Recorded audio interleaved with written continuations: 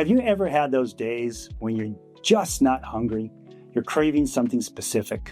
Maybe it's chocolate, chips, or something salty and crunchy. And no matter what you do, it won't go away. Here's the thing. Cravings aren't random.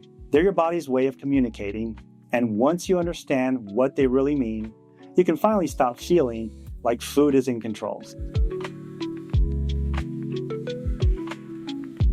Hey everyone, I'm Dr. Minera with Comprehensive Medical Weight Loss Solutions. We help people stop fighting their bodies and start understanding them, because real change starts when you know what your body's trying to tell you. And today, we're diving into one of the biggest frustrations I hear from my patients all the time. Why do I crave certain foods, and what do I do about it? Let's break it down. The first thing to know is this. Cravings are messages.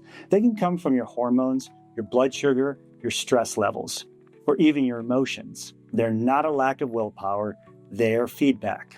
So instead of fighting them, start asking, what is my body trying to say right now? Craving number 1, sugar or sweets. When you crave sugar, it's usually your body's way of saying your blood sugar levels have dropped.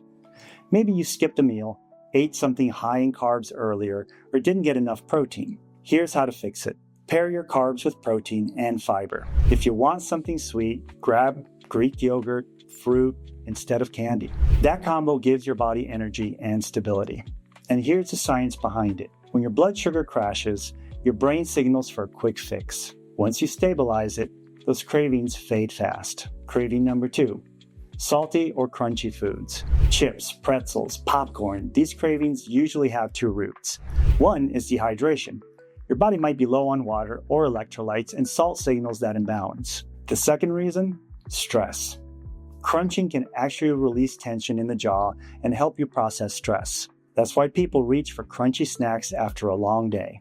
The fix? Drink water first. You might just be dehydrated. Then, try something that helps you decompress. A walk, deep breathing, or even a few minutes away from screens.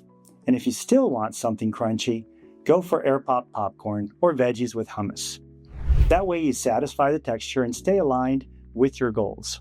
Craving number 3, constant snacking or wanting something all the time. This one's often about sleep and stress hormones. When you're tired, your body releases more ghrelin, the hunger hormone, and less leptin, the fullness hormone. That imbalance makes everything look more appealing. So if you're always snacking, check your sleep first. Most people need 7 to 8 hours for proper hormone balance. Craving number 4, emotional eating. Sometimes cravings have nothing to do with nutrients. They're about comfort. When we're stressed, lonely, or overwhelmed, food becomes a quick way to feel grounded. And there's nothing wrong with that. It's human. But here's the key. Recognize the pattern. If food is filling an emotional gap, ask yourself, what do I actually need right now? Maybe it's rest. Maybe it's connection.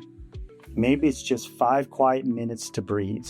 Awareness is the first step of breaking a habit. Now let's talk about prevention. If you want fewer cravings in general, here are 3 things that make a big difference. Eat protein and fiber at every meal. This keeps blood sugar stable and reduces the roller coaster effect that triggers cravings. Manage stress before it manages you. Even 10 minutes of movement or deep breathing can lower cortisol and reset hunger hormones. Don't skip meals. Going too long without eating makes cravings stronger, not because you're weak, but because your body's trying to protect you. Here's the bottom line. Cravings are not your enemy, they're a signal.